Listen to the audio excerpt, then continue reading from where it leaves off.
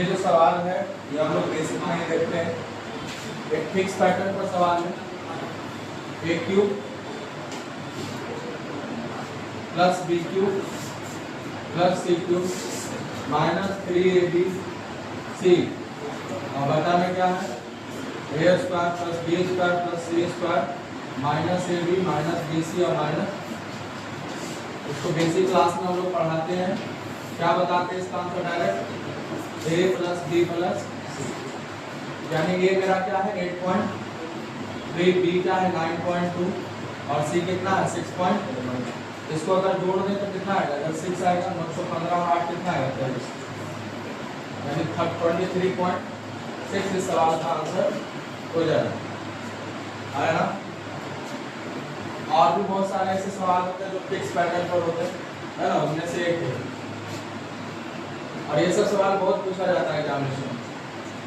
Next question देखिएगा, अगर 5000 रुपये की राशि 3 वर्षों के लिए 15% वार्षिक साधारण ब्याज की दर से ली जाती है और 8000 रुपये 4 साल के लिए कितना के रेट से 12% के रेट से लिया जाता है, तो भुगतान की गई ब्याज का धनात्मक अंतर, यानी जो ब्याज मिला है ना उसका अंतर पूछ रहा है, डिफरेंस पूछ रहा है।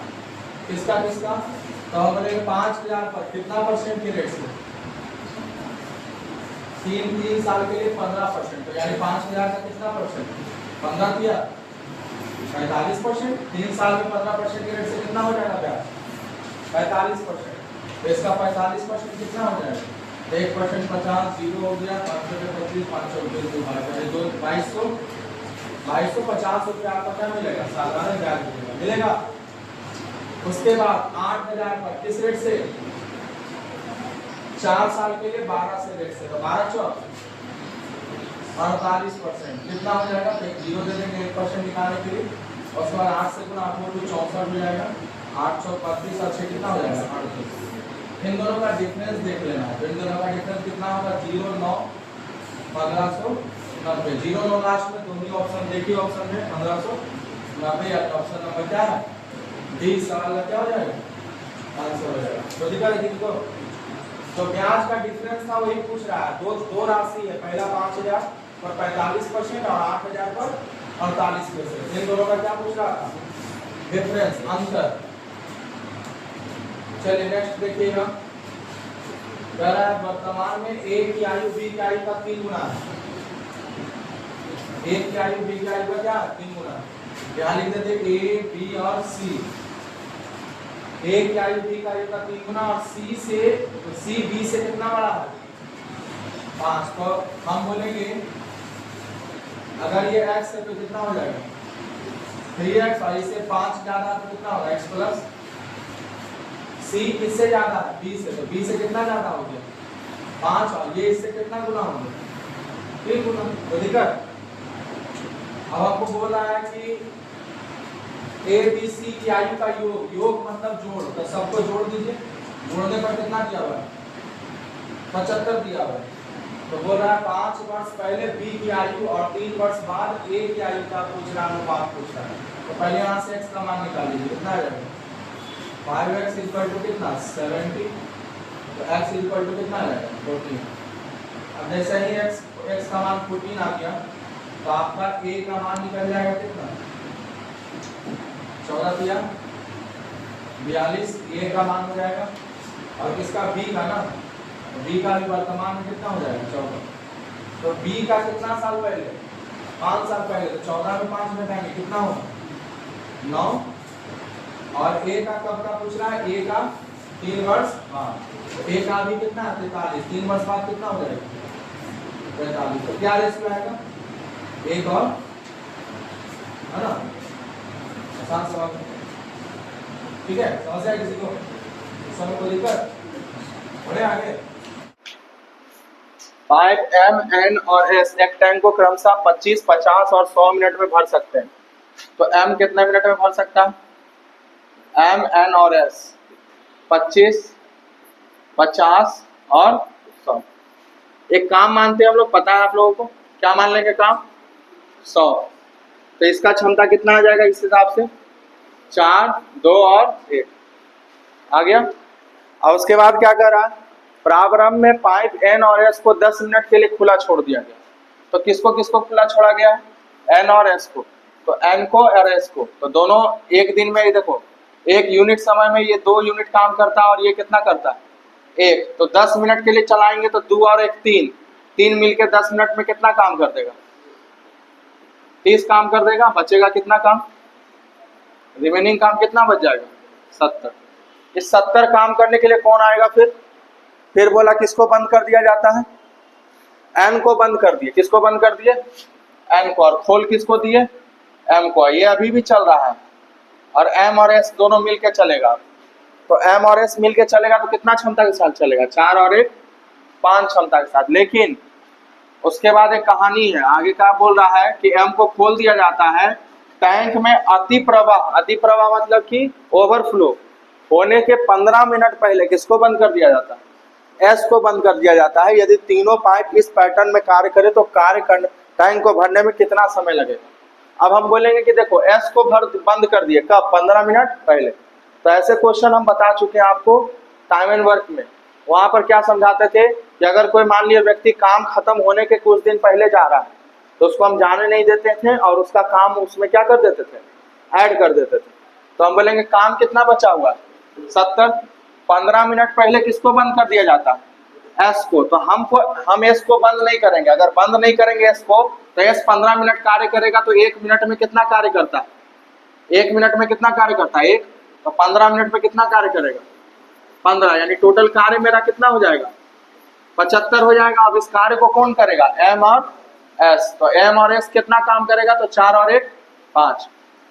तो 5 यूनिट क्षमता के साथ कितना देर में करेगा, तो बोलेंगे 5 यूनिट क्षमता के साथ आपका ये करेगा कितना देर में, 85 होगा ना, सॉरी 70 15 कितना होगा, 50। तो 5 यूनिट क्षमता के साथ कितना देर में करेगा, 17 मिनट में करेगा। कितना मिनट में करेगा। तो आपसे क्या पूछ रहा था, टैंक को भरने में कितना समय लगा मिनट में टोटल। तो बोलेंगे पहले से कितना लग चुका है, पहले कितना मिनट कार्य कर चुका है, 10। अब बाद में कितना कार्य हुआ, 17। तो 10 और 17 कितना हो गया टोटल, 27 मिनट लगा टैंक को पूरा भरने में, है ना। तो ये तरीका पता रखना है आपको। ये तरीका बहुत आसान है, क्वेश्चन को कर देगा। करना क्या है, पहले किसको चलाए थे हम, एम को चलाए थे, सॉरी एन को चलाए थे और किसको चलाए थे, एस को। पहले एन को चलाए थे और एस को चलाए थे। तो एन और एस मिलकर कितना काम किया 10 मिनट में, 2 और 1 3, 3 यूनिट क्षमता के साथ कितना काम कर दिया, 30 काम। कितना काम बचा, 70। अब 70 काम कौन करेगा, तो एस करेगा और एम करेगा। लेकिन 15 मिनट पहले किसको बंद कर दिया जाता है, एस को। तो जब ऐसा क्वेश्चन हो ना उल्टा कि कार्य खत्म होने के इतना समय पहले वो चला गया या फिर पाइप वाला में बंद कर दिया गया, तो उतना कार्य उसका और क्या कर देते हैं हम, जोड़ देते हैं। और जब जोड़ देते हैं तो गया ही नहीं, अब जब गया ही नहीं तो कौन काम करेगा, तो बोलेंगे एम भी काम करेगा और एस भी करेगा। तो एम कितना करता है एक दिन में, 4, और एस कितना करता है 1। तो 4 1 5 क्षमता के साथ कार्य होगा 85 काम कितना मिनट में, 17 मिनट में। तो टोटल कितना टाइम लग जाएगा, 27 मिनट लग जाएगा। ठीक है, आसान कॉन्सेप्ट है, क्लास में हम समझाए हुए हैं कई एक बार। नेक्स्ट देखिएगा, निम्नलिखित में से इसका सरलीकरण करना है। तो इसको काटिए पहले, 21 सतु 49 कितना आएगा 0.7 प्लस इसको गुना कर दीजिएगा 9 चौक 36, 4 तिया 12 3 15 और 2 अंक के बाद दशमलव हो जाएगा और प्लस कितना होगा 0.9। अब इसको जोड़ दीजिए आप लोग और इसको घटा दीजिए। तो इसको जोड़ेंगे तो कितना आएगा 21 और प्लस 1.56। ठीक है, तो 5 6 आ रहा है, गुना करिए तो एक बार फिर से 9 चौक 36 और 4 तिया 12, 36 के 6 हाथ में बच गया 3, 4 तिया 12 3 15। ठीक है, तो 7 7 49 हो गया, 0.7 हो गया, इसको यहाँ पर 0.9 हो गया। अब इसमें से इसको अगर सब्ट्रैक्ट कर दें तो 0 पॉइंट कितना आ जाएगा 2, 0.2 जोड़ेंगे इसमें ऐड करेंगे तो कितना हो जाएगा 1.56 कितना बन जाएगा मेरा 0.2 अगर इसमें ऐड कर देते हैं तो 56 कितना हो जाएगा 1.76। तो इसमें ऐड करेंगे तो कितना आएगा 22.76। इस सवाल का क्या हो जाएगा आंसर, यानी ऑप्शन नंबर बी हो जाएगा इसका आंसर, है ना। सिंप्लीफिकेशन का क्वेश्चन है, इसमें कोई दिक्कत नहीं होना चाहिए। बोर्ड मास का नियम आपको पता होना चाहिए, अगर पता है तो आराम से आप लोग कर सकते हैं। नेक्स्ट क्वेश्चन देखिएगा, क्रय एक वस्तु का अंकित मूल्य उसके क्रय मूल्य से पहले 26% अधिक है फिर उसमें 32% का छूट दिया जाता है, तो आपसे हानि प्रतिशत पूछ रहा है।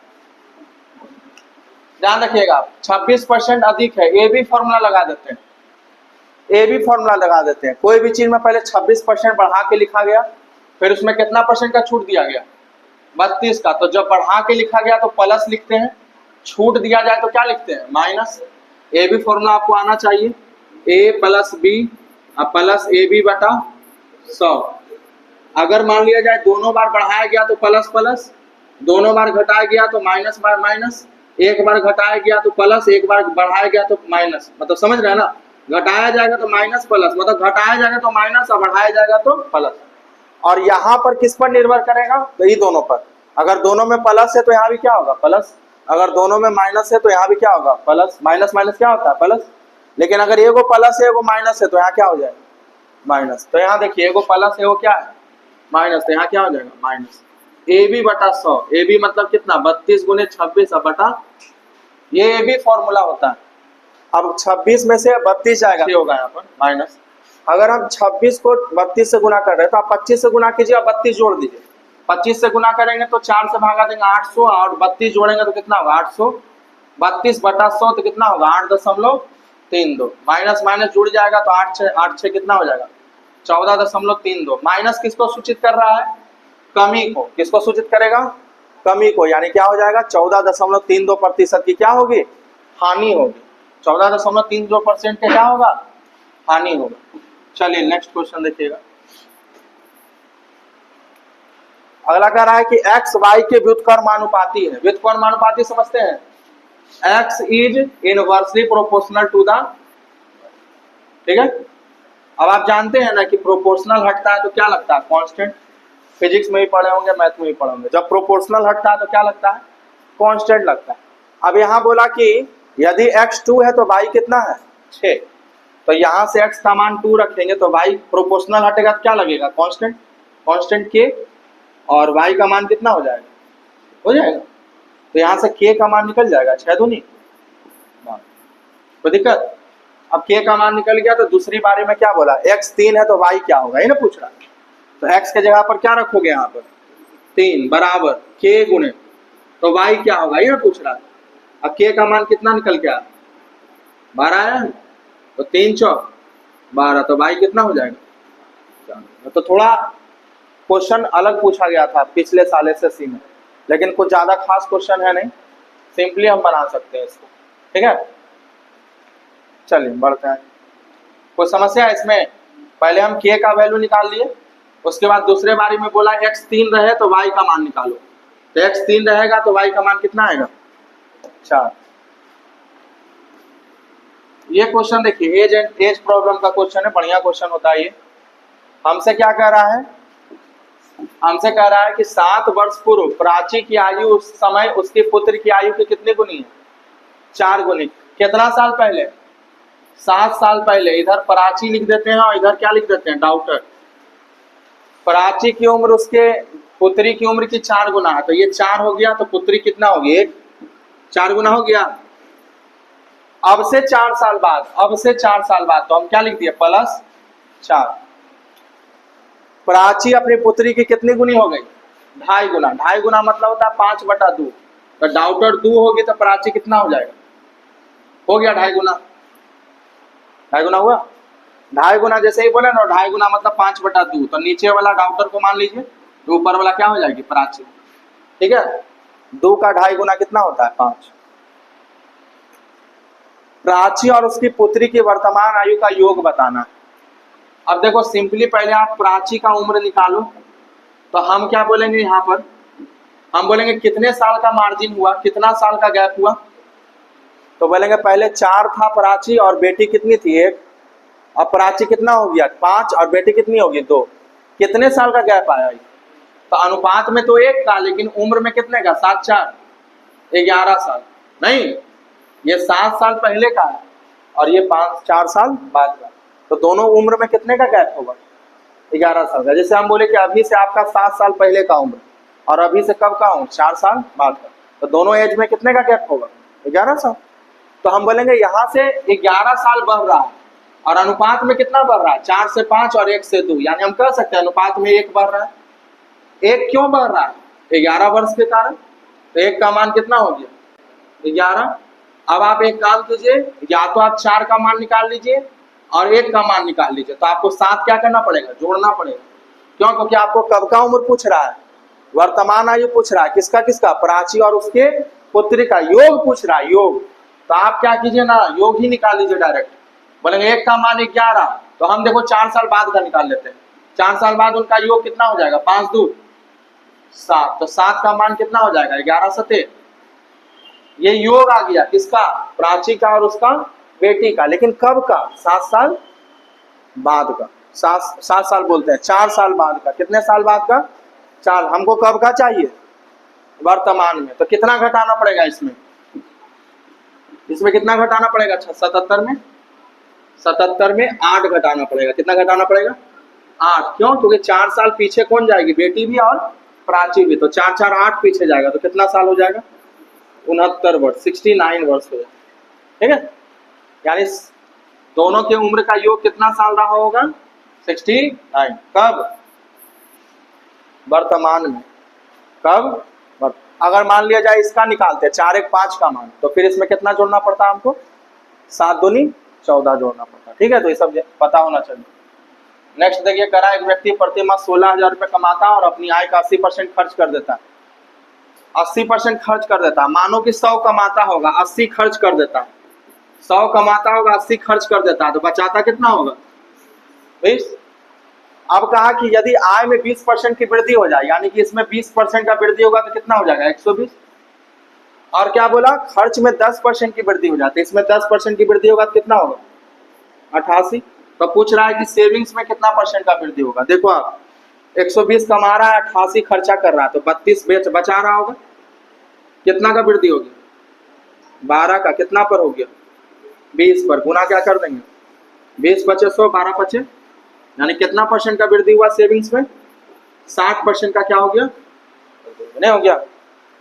बोलिए, ऐसे सवाल को ऐसे बनाते हैं हम लोग। डाटा से कोई मतलब, इस 16,000 से हमको कोई मतलब नहीं। क्यों? क्योंकि हमको परसेंटेज में पूछ रहा है। परसेंटेज में पूछे तो हमको 16,000 से कोई मतलब नहीं।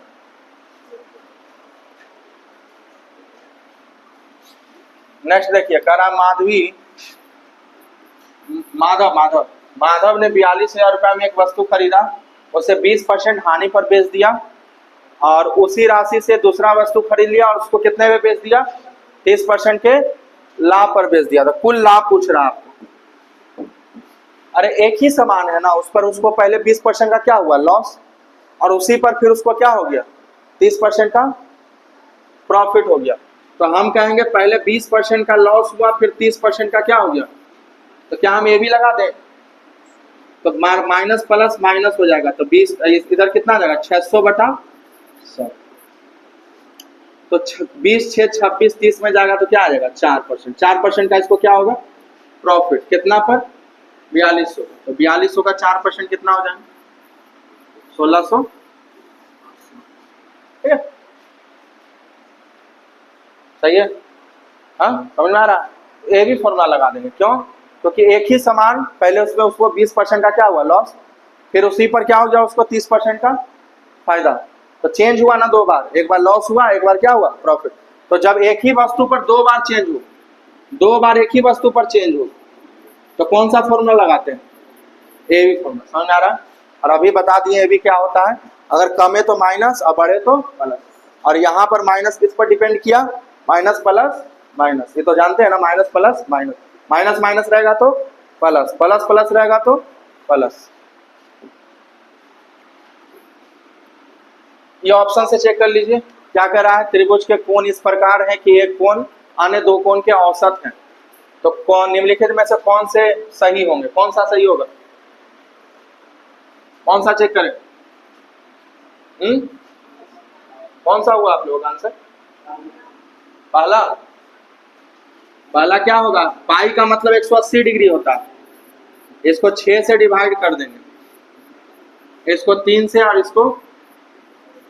इसको भाग लगाएंगे तो कितना बार में? 30 डिग्री। और ये कितना? 60। और ये कितना? 90। तो क्या 30 और 60 का औसत 90 आएगा? या 60 और 30 का 60 और 90 का औसत 30 आएगा? हमसे क्या बोला? अन्य दो कोण का औसत है। कौन? एक कोण जो है ना, अन्य दो कोण का क्या है? औसत है। तो यहां हो रहा है, क्या हो रहा है? पहला और तीसरा, यानी 90 और 30 का औसत कितना हो गया? 60। तो ठीक है, पहला हो जाएगा। चलिए आगे बढ़े, ऑप्शन से उठाना आप लोगों को। नेक्स्ट देखिए 12 नंबर, देखिए क्या करा। करा जनवरी के पहले 16 दिन एक शहर का औसत तापमान कितना था? 22 डिग्री। और उसी महीने के अंतिम 16 दिन 26 था। पूरे महीने में 24 था। देखिए 16 दिन 22 रहा, और फिर 16 दिन कितना रहा? 26। और पूरे 32 दिन का देखें, 31 दिन पूरे महीने का, तो कितना रहा? 24। पूरा महीना में तो 31 दिन होगा ना जनवरी में। पूरे जनवरी में कितना दिन होगा? लेकिन अगर देखो, ये हुआ ओवरलैप वाला क्वेश्चन। क्या हुआ? आगे से 16 दिन लिए और पीछे से कितना दिन लिए? 16 दिन। तो ये जो 16वां दिन है, ये 2 बार गिना गया, आगे से भी। और इसी कारण एवरेज क्या हुआ ना, आगे से लिए तो 22 आया, पीछे से लिए तो क्या है? 24। क्योंकि अलग अलग नंबर का तो एवरेज अलग अलग आएगा, लेकिन जब हम पूरा एवरेज निकाले तो कितना आया? 24। तो हम यहाँ पर कैसे बनाएंगे इस क्वेश्चन को? ऐसे देखेंगे कि पहले के 16 दिन जो है औसत से कितना कम है, तो बोलेंगे औसत से कितना कम। औसत एक्चुअल में कितना है? 24 से कितना कम? 2। कितने दिन में? तो 16 दिन में। तो कितनी की कमी है? 16 में कितने की? 2 की। तो 16 दूनी 32 की कमी है, नहीं। और लास्ट के 16 दिन में कितना ज्यादा है? तो 2 ही ज्यादा है। कितने दिन में? 16 दिन में। तो 32 की क्या है? वृद्धि है। तो पहले वाले 16 में 32 की कमी और अंतिम वाले 16 में 32 की वृद्धि। तो नेट यहाँ 0 हो जाएगा। नेट क्या हो जाएगा? और जब नेट 0 होगा ना, तो जो आपसे 16वां दिन पूछ रहा है ना, वो मेरा 24 ही रहेगा। जब नेट 0 रहे तो आंसर क्या होता है? एवरेज के बराबर होता है, यानी 24 ही आंसर होगा। कहा गया ऑप्शन नंबर। अगर मान लिया जाए नेगेटिव में आ जाता, किसमें आ जाता? तो उतना नेगेटिव में आता तो जोड़ना पड़ता, और पॉजिटिव में आता तो घटाना पड़ता। लेकिन यहाँ नेट क्या आ गया? 0। इसलिए यहाँ पर ना तो जोड़ना पड़ेगा ना ही घटाना पड़ेगा। यानी जो 31 गो का जो एवरेज है ना, वही मेरा कौन सा होगा? 16वां नंबर होगा। 16वां नंबर मेरा कितना होगा? 24 होगा। ठीक है, एवरेज अगर पढ़े होंगे तो हम आपको बताए हैं ये सब क्वेश्चन क्लास में।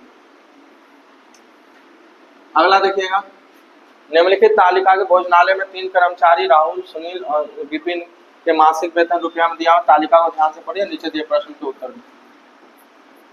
तालिका को ध्यान से पढ़िए भाई। क्वेश्चन पूछ रहा है, नवंबर में सुनील का वेतन राहुल के वेतन के कितने परसेंट? नवंबर आइए, नवंबर।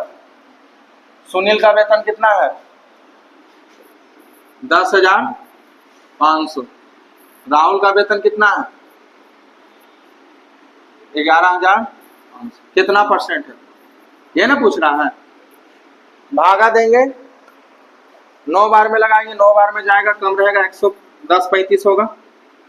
फिर एक बार में समथिंग जाएगा, कितना आएगा ऑप्शन? 31.30। ऑप्शन नंबर ए इसका हो जाएगा। केवल परसेंटेज पूछ रहा था और कुछ नहीं था इसमें। 13 नंबर हो गया। 14 नंबर देखिए। 14 नंबर हमको नहीं लगता है कि अब बताना पड़ेगा, एक ही क्वेश्चन, इसी तरह का सिमिलर क्वेश्चन हम कई एक बार कर चुके हैं। क्या कर रहा है? एक बिंदु से वरुण एक रेस स्टार्ट करता है, एक ही दिशा में एक ही समय में, इतना मीटर। हम बार बार बता रहे हैं आपको, कैसे क्वेश्चन में हम कल भी बताए थे, क्या लगाते हैं? डिस्टेंस, यानी कि पूरे वृत्त की परिधि को हम किससे भाग देते हैं? रिलेटिव स्पीड से। तो वृत्त का परिधि कितना? 1600। अब रिलेटिव स्पीड क्या है? अगर एक ही दिशा में जा रहा है तो घटेगा, और विपरीत दिशा में जा रहा है तो जुड़ेगा। तो यहाँ सेम डायरेक्शन में जा रहा है तो घट जाएगा, 108 में 90 जाएगा, कितना बचेगा? 18। लेकिन ये किलोमीटर पर आवर है, इसको मीटर पर सेकंड में बदलने के लिए 5/18 से क्या करेंगे? गुना। तो 18 ऊपर चला जाएगा, 18 से 18 कट जाएगा, 5 से कटेगा 3 बार में, 5 से कटेगा 2 बार में, 5 से कटेगा 7 बार में, यानी 327 इसका आंसर होगा ऑप्शन नंबर 3। 14 का। 15 नंबर देखिएगा, एक समकोण समद्विबाहु। समकोण समद्विबाहु मतलब कि right isosceles triangle, right angle isosceles triangle, मतलब कि जिसकी दो भुजा क्या हो? बराबर हो, और समकोण भी हो, ऐसे त्रिभुज को हम कहते हैं समद्विबाहु समकोण समद्विबाहु त्रिभुज। ठीक है, राइट आइसोसेलेस ट्रायंगल कहते हैं। इसका क्षेत्रफल दिया हुआ कितना, 50 वर्ग इकाई। तो क्या पूछ रहा है इसका कर्ण, कर्ण मतलब हाइपोटेनस पूछ रहा है। इसका एरिया दिया हुआ, तो एरिया क्या होता है समकोण त्रिभुज का, 1/2 इंटू बेस भी x होगा, हाइट भी क्या होगा x, क्योंकि सेम ही है, तो x स्क्वायर हो जाएगा डायरेक्ट। अब बराबर कितना है 50, 50 दूनी 100, तो x बराबर कितना आएगा 10। तो जब भुजा ये 10 है ये 10 है, तो ये 10√2 होगा, नहीं होगा ना, ये एक होता है, ये √2 होता है ना, तो सिंपल सा बात। इसको यही निपटा देते हैं 16 नंबर। जेरी सुन हमको दिख गया तो ऐसे ही चेप देंगे इसको, a³ b³ और नीचे में क्या है a - b। हम जानते हैं इसका फॉर्मूला क्या होता है, a² + ab plus b², direct formula होता है। a³ - b³ बटा ab रहे तो direct a² + ab + b²। a² बोले तो साइन स्क्वायर, b² बोले तो कॉस स्क्वायर, और प्लस ab मतलब क्या sign a into cos A. तो साइन स्क्वायर है प्लस कॉस स्क्वायर है क्या होता है 1, यानी 1 + sign A into cos A है ऑप्शन में। यही मेरा इस सवाल का क्या हो जाएगा, यानी ऑप्शन नंबर क्या हो जाएगा, डायरेक्ट फॉर्मूला हम आपको बताए हुए हैं सर। चलिए नेक्स्ट देखिए, अगला कह रहा 17 नंबर क्या कह रहा है, एक बेलन की त्रिज्या 8 सेंटीमीटर है, ऊंचाई 14 है, तो बेलन का आयतन क्या होता है, तो πr² h यानी 22/7, रेडियस 8 है तो 8 × 8 और त्रिज्या कितना है 14, तो 7 से काटेंगे कितने बार में 2 बार, तो 44 × 64, तो 4 चौका 16 और यूनिट डिजिट सबका 16 है ना, तो गुना कर दीजिए, नहीं तो ds लगा दीजिए, 4 4 8 6 4 10 यानी 1, यानी कि 8 एकम 8 ds जिसका वही आंसर होगा। तो यहाँ देख लीजिए 8 1 9 खत्म, 3 2 6 2 8, यही होगा ऑप्शन नंबर डी होना चाहिए आंसर। एक बार चेक कर लीजिएगा, हालांकि ds सबका अलग होना चाहिए, एक बार चेक कर लीजिएगा, हमको तो वही लग रहा है। अच्छा दो ऑप्शन है जिसका ds सेम है, गुना कर लीजिए भाई, गुना कर लीजिए। गुना करने का ट्रिक हम आपको बताए हैं, इसको पहले 4 लिखिए, 6 4 10 लिखिए, 6 1 7 लिखिए, गुने 4 कर दीजिए, तो 7 चौका 28, 4 चौक 16, 28 16, यानी ऑप्शन नंबर डी ही होगा। चलिए 11 से गुना करने का ट्रिक आपको पता होना चाहिए। पहले हम यूनिट डिजिट को लिखते हैं, यानी 4, फिर 6 4 10 के 0 हाथ में 1, और फिर 6 और 1 7, और फिर उसको किससे गुना कर देते हैं 4 से, तो किससे गुना हो गया, ये 44 से हो गया।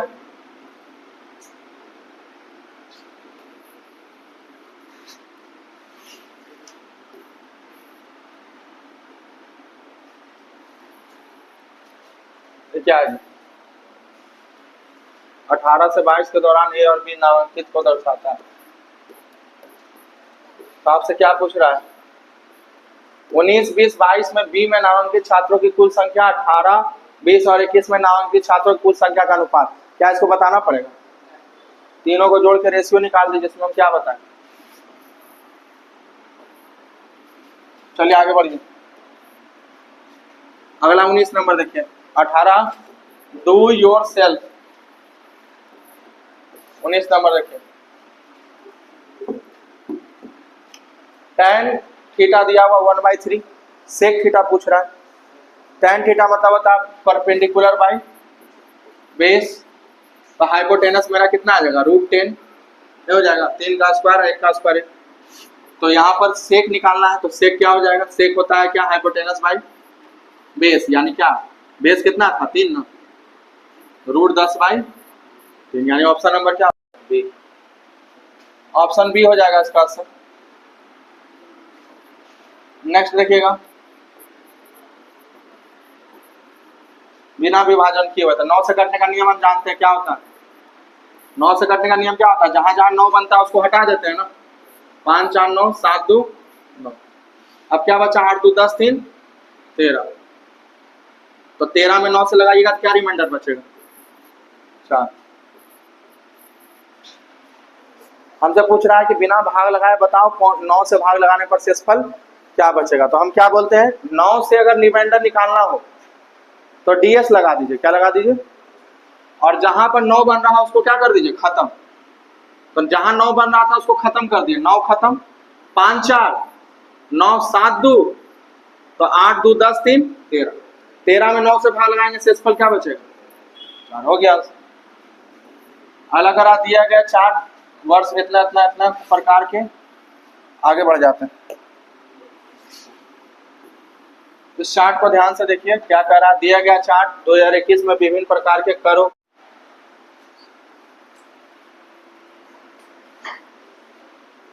चलिए अगला देखिएगा। 23 नंबर कह रहा है कि 15.75 सेंटीमीटर त्रिज्या वाले एक वृत्त में 11 सेंटीमीटर चाप की लंबाई वाले त्रिज्या खंड में काटा जाता है, तो इसका क्षेत्रफल बताना था। आपको बताया था, याद है? अगर वृत्त का लेंथ दिया हो, चाप का लंबाई और एरिया निकालना हो, तो हम डायरेक्ट फॉर्मूला बताए थे 1/2 इंटू आर इंटू एल, बताए थे। अगर आपको एरिया निकालना हो और क्या दिया हो, आर का लेंथ दिया हो, तो आपको क्या करना, half into R into L, ये फॉर्मूला याद रखें।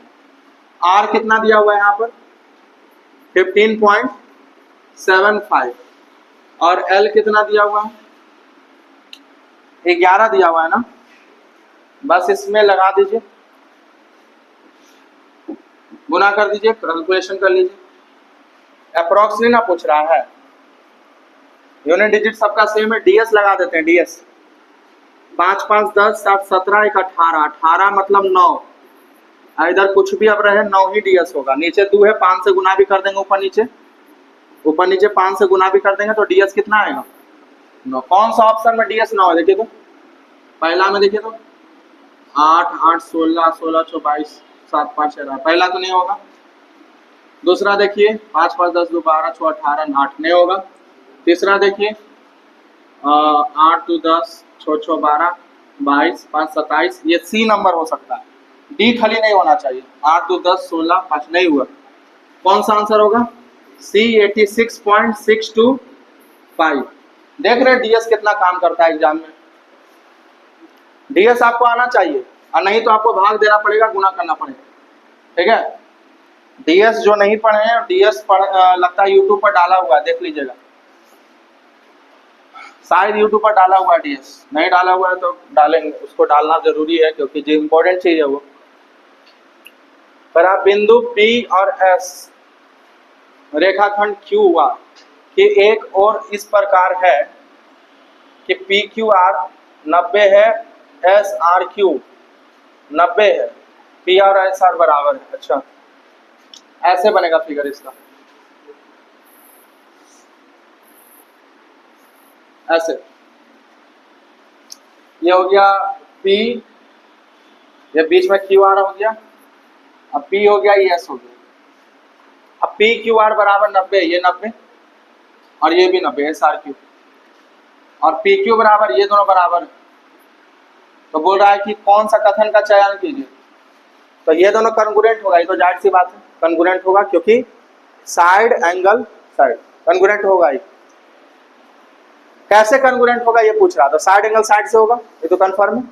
आरएचएस से नहीं होगा, क्यों, क्योंकि हाइपोटेनस सेम इसका बोला है, तो साइड एंगल साइड से होगा। लेकिन कैसे, तो PQR किसके कॉन्ग्रुएंट होना चाहिए, PQR किसके होना चाहिए, तो बोलेंगे SRQ के। तो कौन सा ऑप्शन में, ऑप्शन नंबर बी होगा इसका, PQR कॉन्ग्रुएंट होगा किसके, SRQ पे। कैसे होगा, तो साइड एंगल।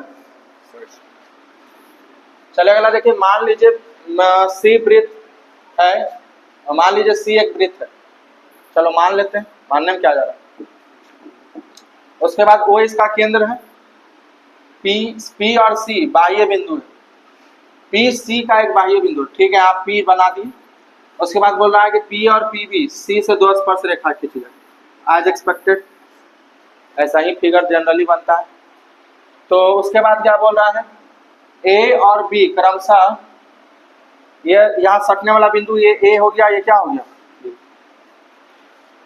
अब उसके बाद क्या करा, P और PB एक दूसरे को 60 डिग्री का कोण बनाती है, यानी कि यहाँ पर कितना डिग्री का कोण बनेगा, 60 डिग्री का कोण बनेगा। तो बोल रहा है POA यानी ये वाला कोण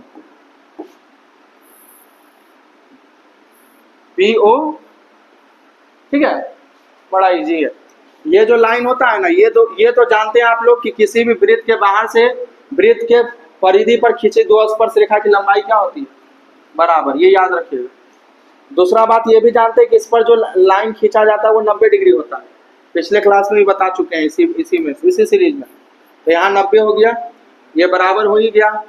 तो यहाँ पर आप ध्यान रखिएगा, ये दोनों अगर हम बात करें ना, ये दोनों ट्रायंगल कॉन्ग्रुएंट हो जाता है, क्या हो जाता है, तो यानी ये 60 है तो ये भी 30 हो जाएगा, ये भी कितना हो जाएगा, 30। नॉर्मल सी बात।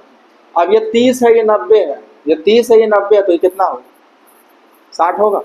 तो थीटा कितना हो जाएगा, ऑप्शन नंबर, ठीक है।